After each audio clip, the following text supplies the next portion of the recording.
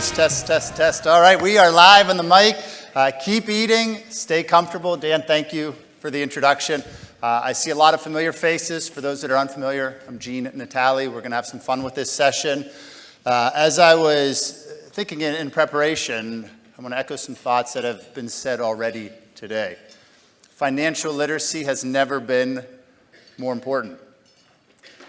Financial education has never been more in demand. 17, in my opinion, is the single most important age in America because it's our last chance to reach everyone. And you, our nation's educators, are the front line preparing our students for the money choices they all will make. For those whom I haven't had the chance to meet, I'm Gene Natali. I'm the CEO of Troutwood. We're a software company founded out of Carnegie Mellon University's Schwartz Center for Entrepreneurship. I teach personal finance at the University of Pittsburgh, and I'm an executive in residence at Penn State. Any Pennsylvania friends in the room, I share that namely for you because, in theory, there's a rivalry there, correct? I did not attend either university. I share that, though, because when it comes to financial education, we must build bridges, not form barriers. And I love that I work closely with two schools who are rivals. I see your students when they become seniors at the collegiate level. I see the mistakes they've made, the traps they've fallen for, and the opportunities that they've missed, because not all financial choices come with bad consequences. In my opinion, it has never been more important for you to trust your trusted partners like Jumpstart, your friends in the exhibit hall. 3 personal examples I've seen from my college students in the past year to just emphasize that statement before we kick the show off. And I'd put these in the category of traps, but well-intended traps. Private, variable rate student loans are crushing my college students, and they didn't know what it meant when they signed them. Private, variable rate loans. I had a student who very proudly opened a Roth IRA, was contributing $50 every month, really scrapping to get that $50 a month. But he was paying $10 a month in a brokerage fee on a $50 a month. Fortunately, he asked a question. And then leading, I think, maybe a precursor for this final lesson, when access to information and the same opportunities isn't equal, a perception forms that there are secrets in the finance industry. The secret to investing is that there is no secret. But when students approach this subject for the first time, they will pay for advice, whether good or bad. And I had a student who was paying $50 a month for some terrible advice via a person he had found on an influencer on YouTube, teaching him how to trade crypto. And he said, "Gene, can I get my money back?" And unfortunately, the answer was no. I wanted to share those to get you turning. We're going to dive into the show today. We have some very special guests. I'm going to ask for some loud, rambunctious rounds of applause as they enter the stage. We're going to call them up one at a time. And our first guest, Joel Chrysler, NEC consultant and a personal finance teacher for 33 years.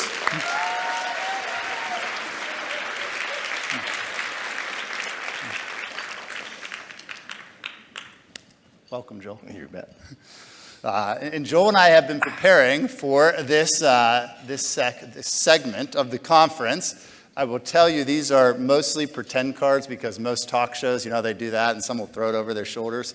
We thought it would add to the display. Joel, to confirm, Yes. You teach personal finance. Yes, I do.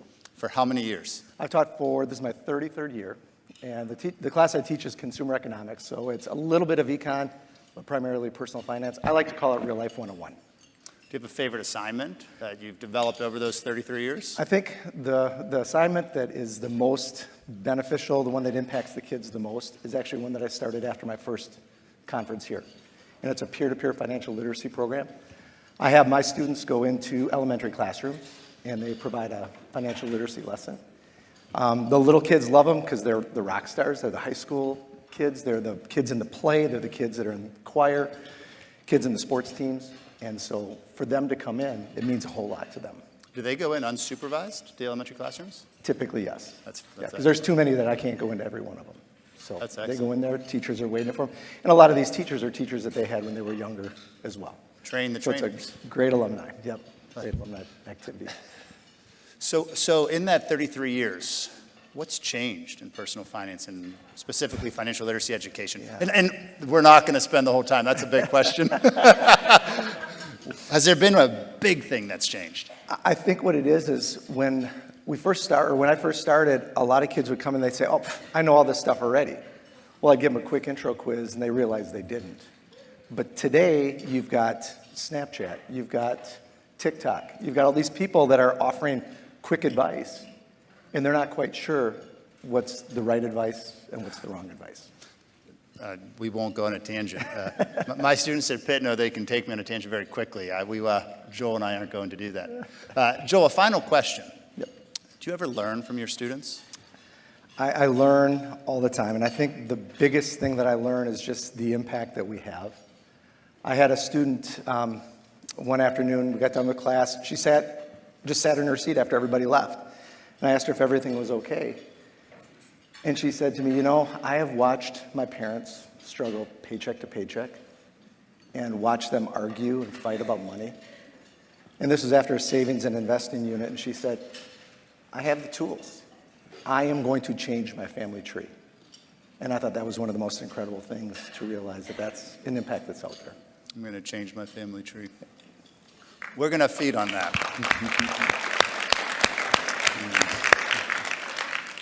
Joel and I are going to flip the script now. We have 4 students who I'd like you to know have been preparing for months for you. Our first student, Demar Goodman, come on up. Let's test that round of applause, Jumpstart.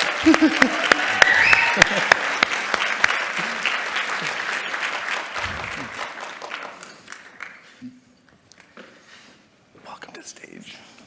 Here's your microphone. So with Demar being our first student guest, I'm going to ask that Demar just very briefly introduce the organization that he represents and is a part of, because all 3 of our boys are from the same organization here in Atlanta. Demar? I am Demar Goodman. I'm a junior mentee of the Dukes Foundation. Our founder tonight is in the audience, Mr. Horace Dukes. We are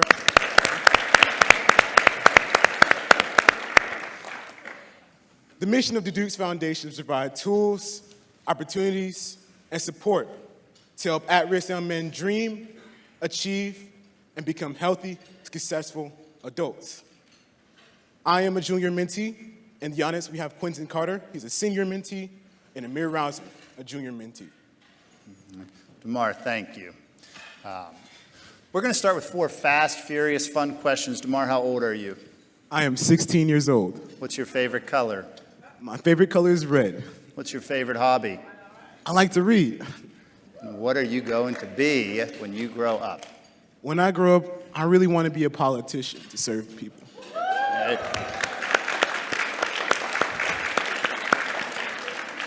Demar Goodman, 2064. Let's start it now. Demar, and for the audience to know, each of our students is going to translate ownership of something they've done to take ownership of their respective lives to you as educators. That's ultimately our job, not to retain the knowledge we have, but to share it. So our goal in this talk show is to transfer ownership to you, the educators. We're going to ask that you then transfer ownership to your students. Demar, how has financial literacy personally impacted you? Financial literacy personally impacts me because I've seen far too often, especially in the community we come from, that people are far into debt and really don't know how to manage their finances. This is an immense problem because, of course, money is the 21st century medium of exchange between people. If you need something, you give someone money. There is a study I found by the Federal Reserve. Out of all 300 million citizens of the United States of America, only 25% of Americans are completely debt-free. I imagine a lot of your teachers in the audience, so here's a scenario. If you have a classroom full of 20 students, only 5 of those students will be completely debt-free. That's an astronomical number, and we are working to change that. Well, Demar, we're going to talk about opportunity as well. Do you think it would be okay if in front of this audience we asked Mr. Dukes what year he was born? Well, we know Mr. Dukes looks pretty dashing. Mr. Dukes, we know you were born in 1985, but how old are you, what year were you really born, Mr. Dukes? 1960, probably. 1960. You will see on the screen an example that we did with Demar and with the Dukes Foundation. Demar asked specifically to teach you this example, and I wish that we had a screen recording of Demar's eyes and Mr. Dukes' eyes when this number popped up. Demar, do you want to share why this example resonated with you? Sure. Mr. Dukes, if you were to invest it $1 a day from the year of your birth, 1960, the Dukes Foundation would have a total of $2,338,286. Now, that's a pretty good number. But how can we get everyone else that number? The secret is starting young. And that's exactly what my takeaway from all of this is, starting young. I'm 16. I was born in 2006. I know a little bit younger than Mr. Dukes. If I were to invest just $1 a day from 2006 to 2021, right now my net worth would be about $20,000. Now, I don't know about you, but for a 16-year-old, that's a lot of money.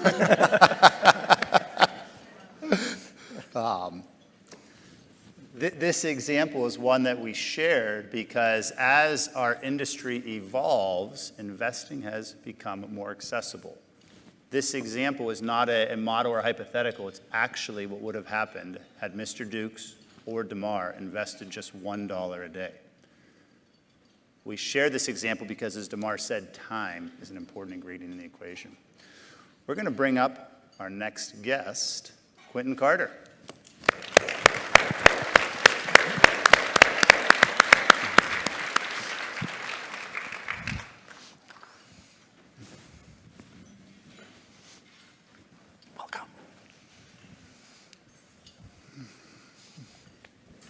All right, Quentin, we are going to start with these same rapid-fire questions. Quentin, also with the Dukes Foundation. Quentin, how old are you? I'm 17 years old. What's your favorite color? Green. Favorite hobby? Watching TV. And what's... Demar, you had a better hobby. Quentin, we were just talking at lunch, and you have applied early decision. Can we share the school that you've applied early decision for so we can all root for you? I applied to Morehouse College. So hopefully, Rooting for you. What career are you hoping to pursue after Morehouse? well, I'll introduce myself. I am Quentin Carter, a senior mentee of the Dukes Foundation, and one of the many mottos I live by is, tell me I forget, teach me I remember, involve me, I learn, by Benjamin Franklin. Once again, I am Quentin Carter. And the career that I'd like to pursue is I would like to go to Morehouse College to study psychology so that I can eventually become a therapist.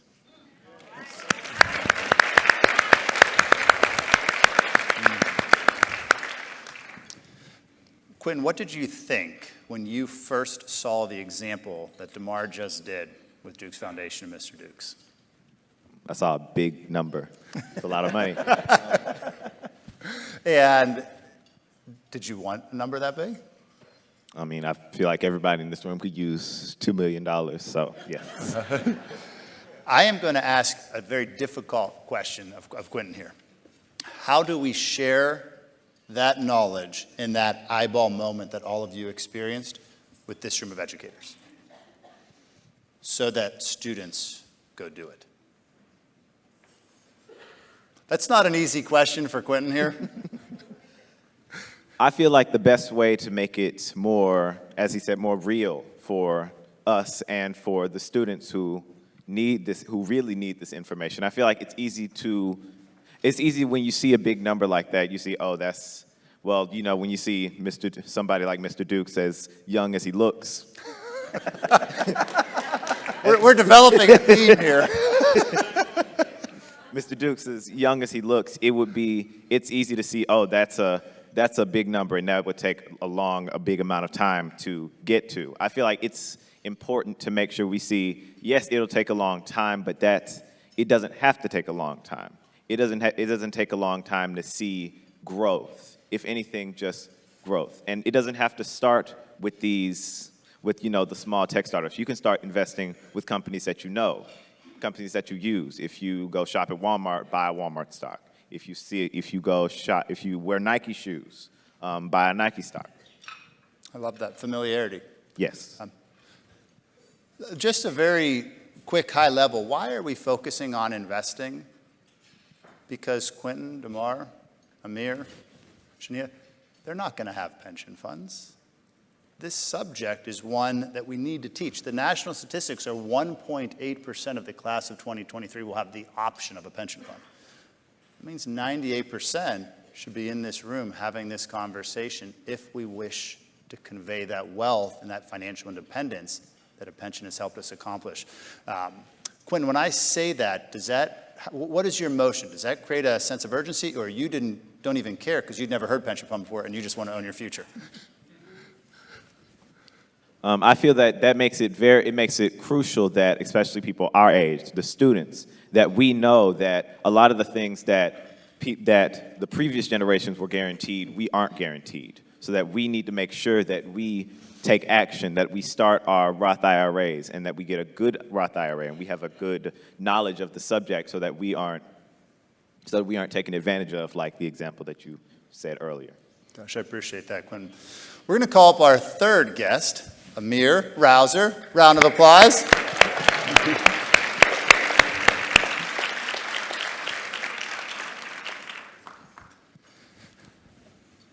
And Amir is going to build off one of the words Quentin just said, familiarity. Amir, let's do some rapid fire questions first, Amir. Okay. How old are you? I am 16. Favorite color? Lavender. That's an unusual, I like that. Unique. Favorite hobby? Video games. All right, video games for diverse reading, TV, video games. Amir, what career are you hoping to one day pursue? Well, I want to be a software engineer, but hopefully that leads me to be a video game designer, because I always want to create my own franchise like Mario, Zelda, Final Fantasy, something like that. I'm writing that down so that you make sure you apply for an internship at Troutwood on our video game development team, Amir. So Amir, as we were preparing, he asked for a bit of a challenging task, and we're going to have Ron in the back switch the screen to a web page that we have up. Demar walked us through numbers. Numbers on paper are just numbers. Quentin did a great job of taking that a call to action for all of us. Amir has asked for the challenge of helping to create a feeling of familiarity and comfort with investing so that we remove fear. Amir, and I'm going to warn you, there has been one table randomly selected in this room that's going to be helping Amir out right now. Amir, take it away. I will help out if necessary, but this is your example. All righty. So, eeny, meeny, miny, mo.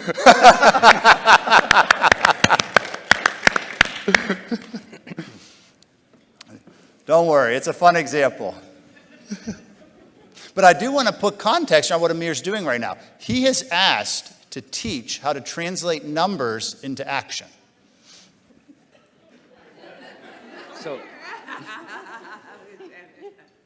So I have a challenge.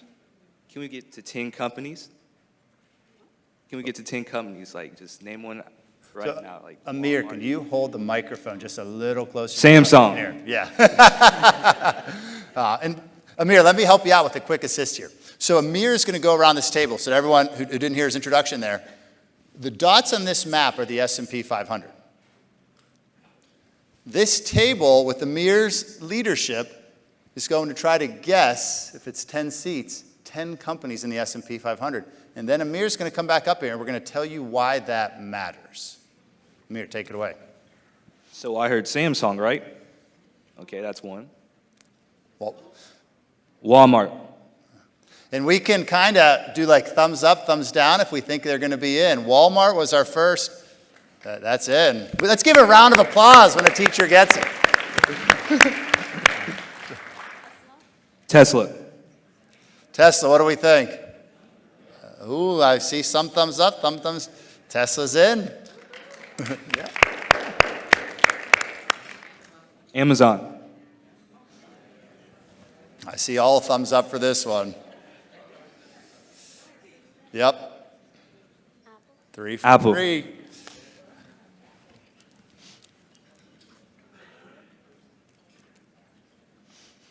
Apple.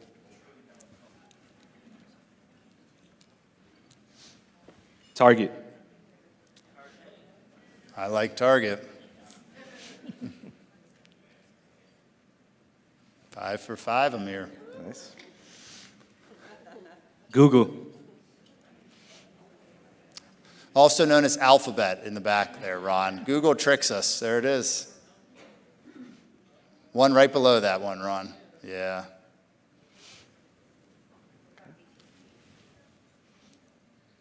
AT&T.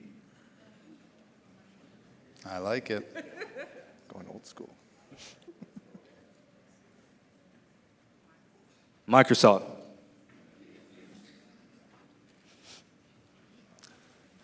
I think we are 8 for 8 so far.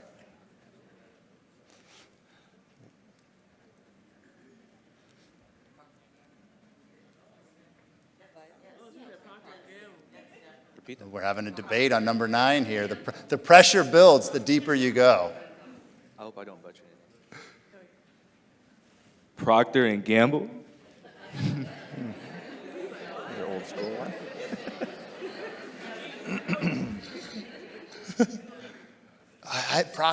Procter is in there. P-R-O-C-T. We maybe misspell that? P&G. There it is. Okay. 9 for 9. That puts a ton of pressure on this final guess.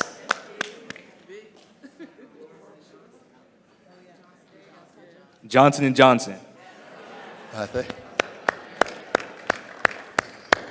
All right, let's give a round of applause for that table. 10 for 10.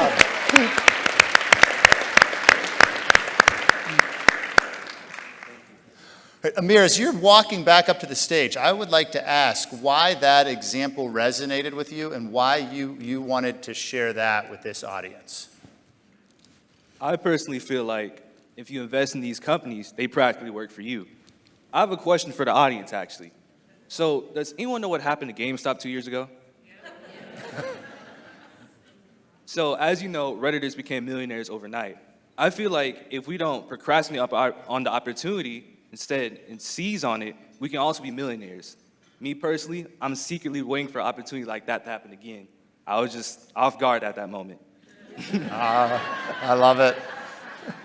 Big round of applause for Amir.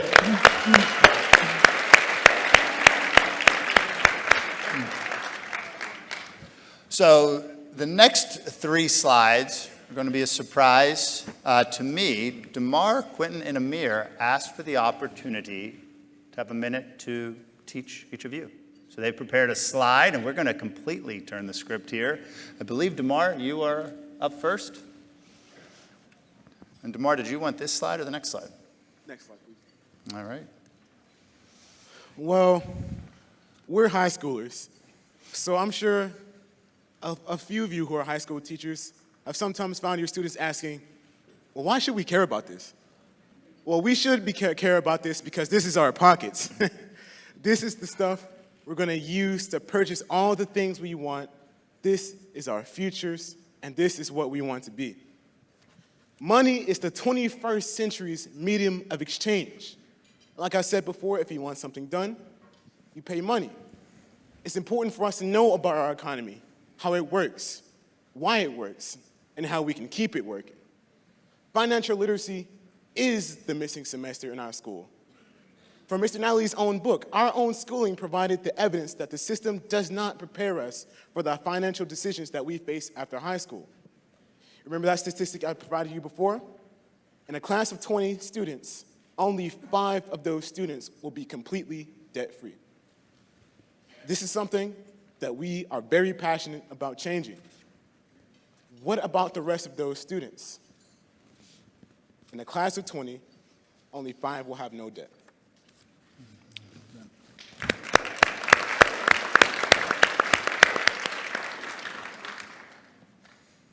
So, liquidity and why it's crucial, and we probably aren't even aware.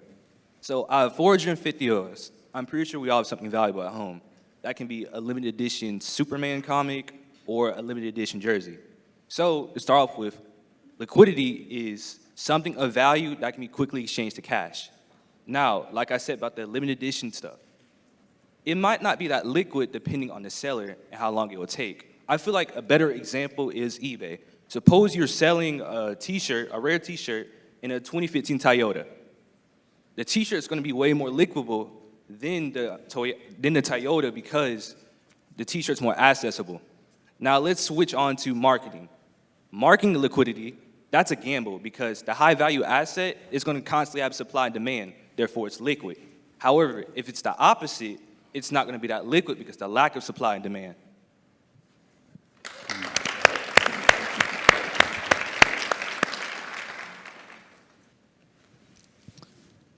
So, they talked a lot about financial literacy, but how do we solve this problem? The Troutwood App, created by our friend here, is a solution. In my experience with the Troutwood App, I was able to create a plan for my future. In that plan, you can include what you want to be and how long you plan to work, and it can show you how much you want to invest to get the amount that you feel that you want.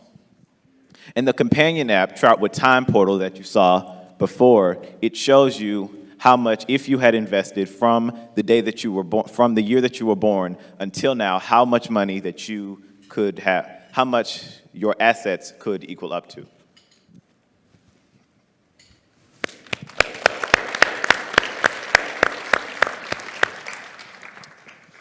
We are going to have our fourth guest join us now, Zhania Frazier.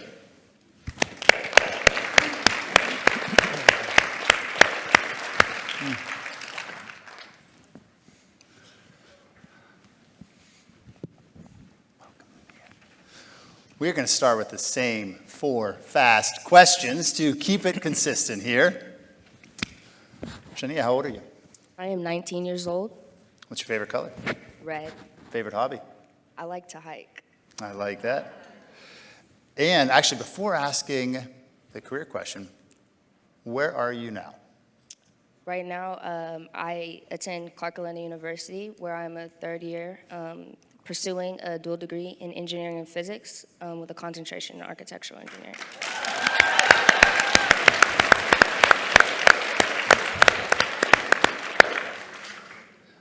I am still going to ask what career you're thinking because of the dual major.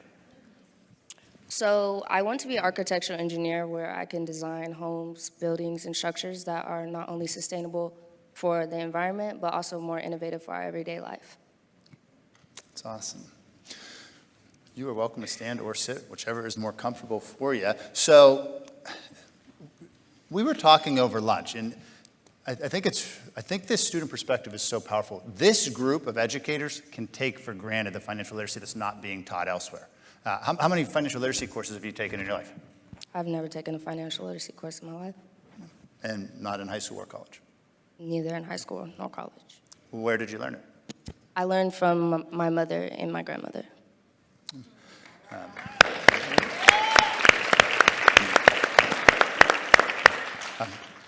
Does having not been taught it, is there an emotion that you feel as you become more aware? I actually do feel a great amount of emotion when it comes to the topic of financial literacy, just because I've seen a lot of people personally not have the access to financial literacy.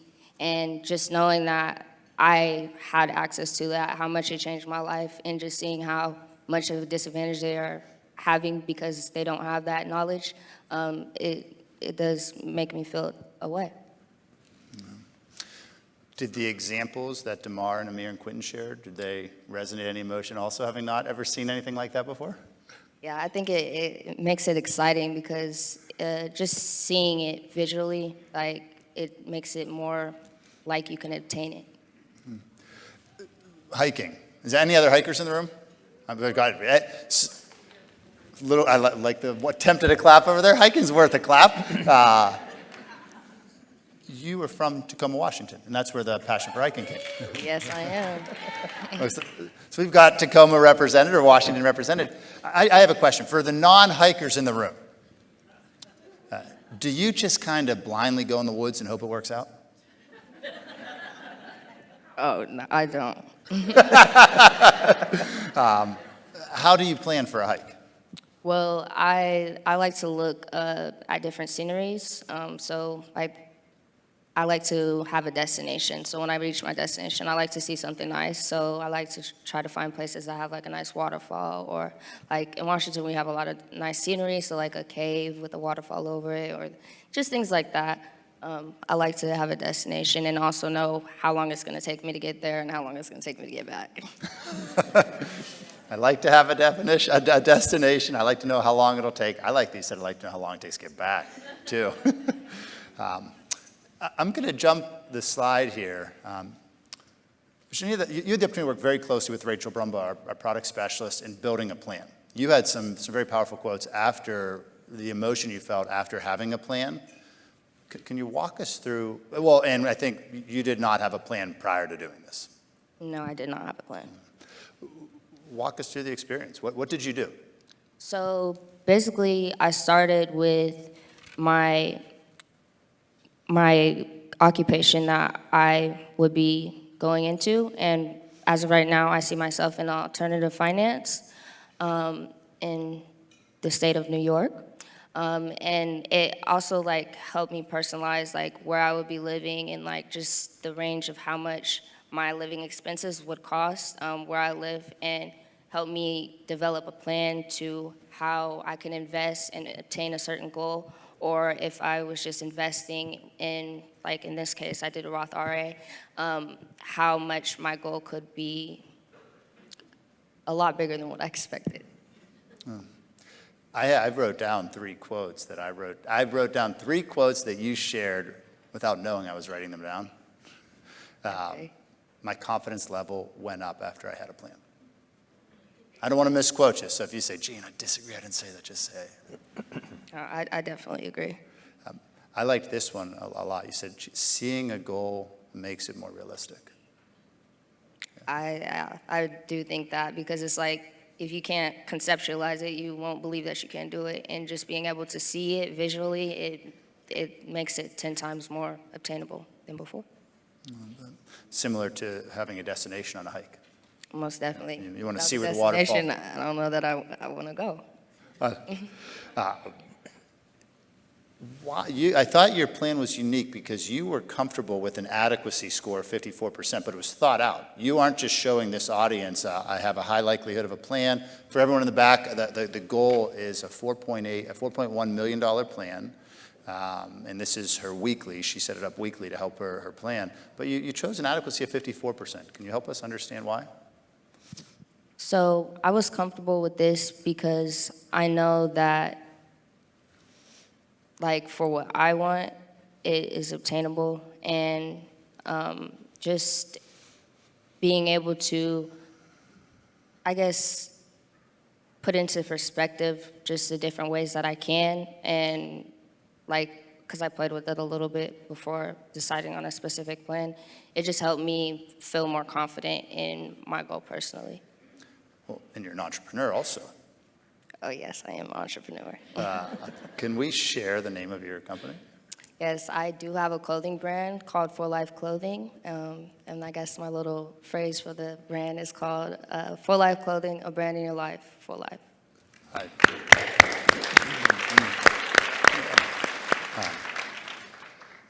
I chose my words very intently in the introduction that I'd given. The world is open. And I see the greatest dichotomy that I see now at the collegiate level is students that are willing to work versus those that aren't. And if you're willing to work, you can do some pretty special things. Let me, Michael, Demar, Amir, and Zhania, don't know that I did this. Excuse me, Quentin, Demar, Amir, and Zhania. As we were talking about what money matters, I was asking each for, like, what were you driving kind of, actually, I'll have you guys share, like, what matters? Like, what social causes matter most to you? What inspires you? Let's just go right down the road, and Zhania, you go first. So for me, one thing that is like very personal to me and I think is very important is just awareness of drunk driving and how people shouldn't do it. In 2019, I lost my brother to a drunk driver, and it impacted my family a lot. And I also seen how it impacted them financially, as he has 2 kids that now don't have a father as a support system. So I think that is a very important topic to me. Once again, I am Quentin Carter, and a social cause that matters a lot to me is medical racism in the Black community. I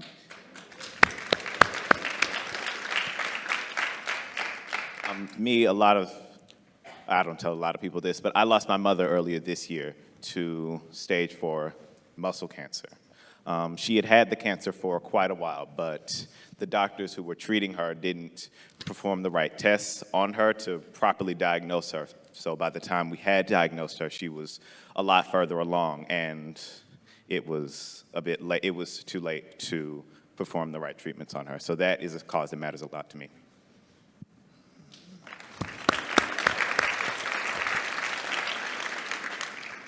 Once again, I am Amir. And the social cause that sticks to me the most is probably homelessness.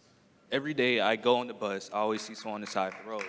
I feel like everyone deserves the opportunity to get some type of job so they can get their life back together.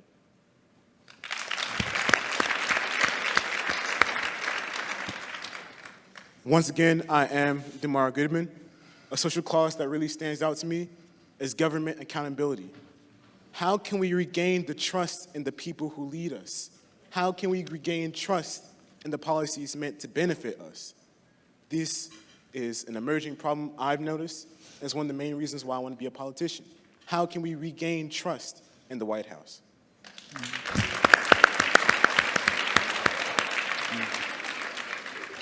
So we said we were going to flip the script. What if we had randomly picked 4 of you educators to come up and do what they just did on that social cause? That's not easy. Let's give just a giant round of applause for having that emotion.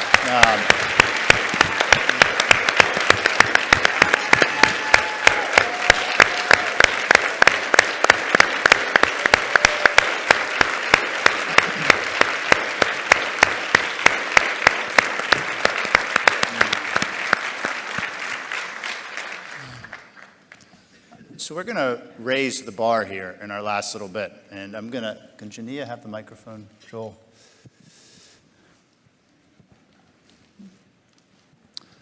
Zhania had built a plan to work for 40 years and achieve a goal of 4.1 million that she felt really, really comfortable with. This morning, I created a plan B for Zhania. I added 5 years to her career. Just 5. But look what happens to your goal. If nothing else changes other than five more years of working. What do you think, Zhania? Zhania hadn't seen this. She's seen this for the first time. Yeah, that's amazing. So we can fist bump and bump you to Plan B? Most definitely. I'm going to show you what we can do with Plan B.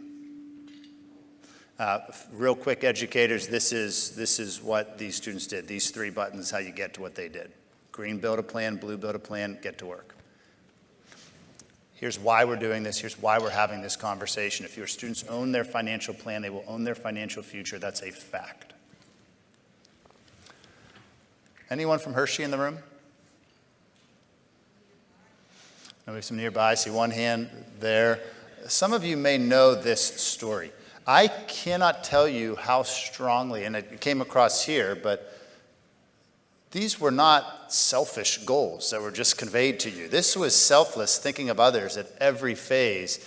And I thought of Milton Hershey in here.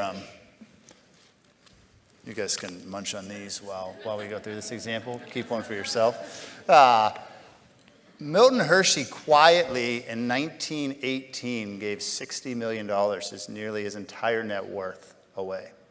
As this article points out, he didn't tell anyone. The press didn't break the story until 1925, 7 years after. Milton Hershey, just like our students, had a social cause that was near and dear to his heart. At the time it was orphan boys, underprivileged youth. It's now a school for underprivileged boys and girls across the world. That $60 million that he donated in 1918 has sustained the Milton Hershey School for 104 years.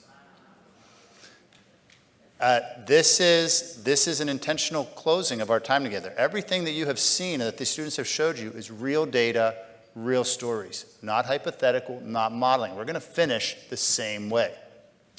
Teachers, I'd like you to think, and I'm not going to put anyone on the spot, how much of that $60 million is still around? If $60 million in 1918 has kept a school around for 104 years, how much could possibly be left? All of you guys think of a number in your head too, and I won't put anyone on the spot. I'm going to tell you the answer. Of the $60 million that was donated in 2018, $17.9 billion remain. $17.9 billion. By definition and by law, a charitable trust and a foundation must give away 3% a year to the cause, and the rest is how Milton Hershey sustained this. He had a plan, and he executed it. I did not tell Zhania I was doing this, but I was curious if I could convince her to take Plan B, if I could also convince her to give half of that and to challenge her to become the next Milton Hershey. You in? Tell me what you think of that, Zhania. What we have done, we took half of that $7 million goal that she achieved. That we used bankrate.com, which only allows modeling for 100 years. That's why you don't see 104. No further contributions. We kept the math simple over the conference. You've seen that 11.5% long-term return of the S&P 500. We took 3% off of that because of the 3% contributions to the social cause, in this case, drunk driving. Zhania, can you read the number on the bottom of the page?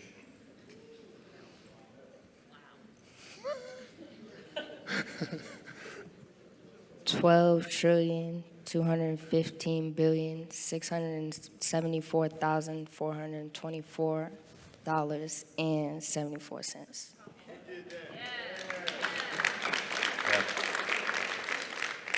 Can you change the world with that? Could do a lot with that. That's a very powerful number.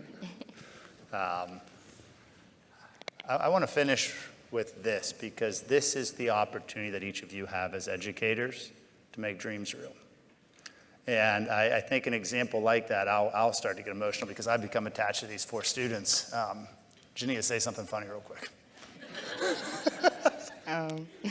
I should have pushed it to Quentin.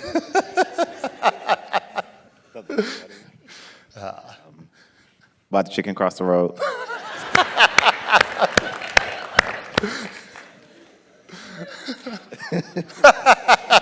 I'm back. Personal finance is so much bigger than a letter grade. And not to put anything more that's already on your very busy and high demand plates, but it's a fact. And I hope that you saw this today. A wise man yesterday evening stood on the stage and said, it's one thing to have a plan, it's another to execute it. 1% of Americans have a financial plan. 1%. 25% have a budget. 1% have a financial plan, let alone, the difficulty of ultimately executing that. We have 2 problems to solve that I think each of you can help with. We can build a world where the zip code we're born in, the wealth of our family, the college or the career that we choose doesn't determine our financial future.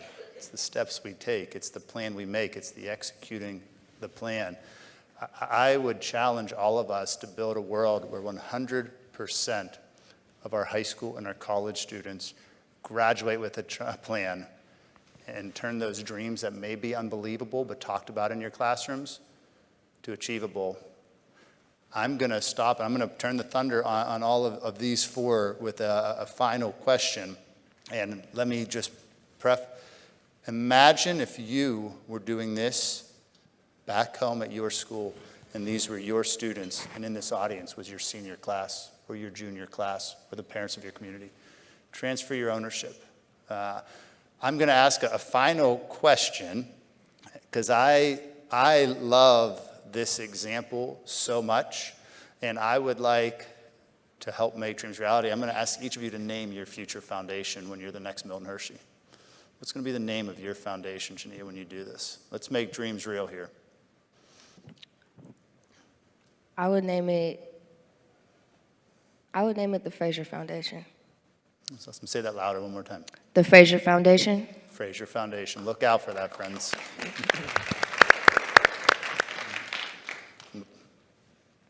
I would probably call it the Houston Foundation after my mother.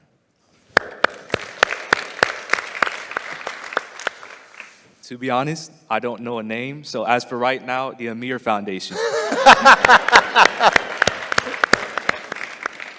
Well, my name is Demar Goodman, so I might have a little bit of a cheat here. So my foundation will be called the Good Men Foundation.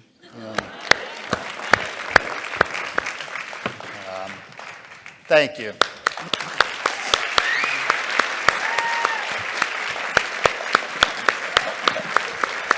Mr. Natali,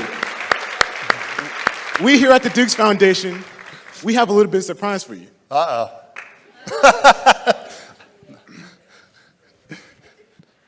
Affirmation. I stand here in my greatness. I own my light. I own my brilliance. I am bold. I am courageous. I am perfect in my imperfections. This is my time. This is my time. I'm bright enough. I'm old enough. I'm young enough. I've experienced enough. I'm wise enough. I understand that I am enough by Lisa Nichols.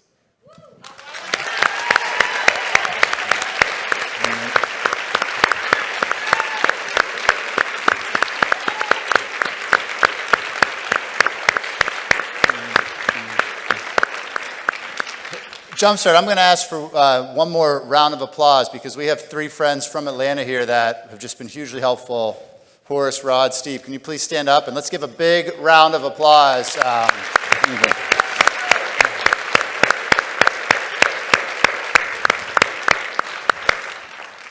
Dan, we've got 31 seconds left.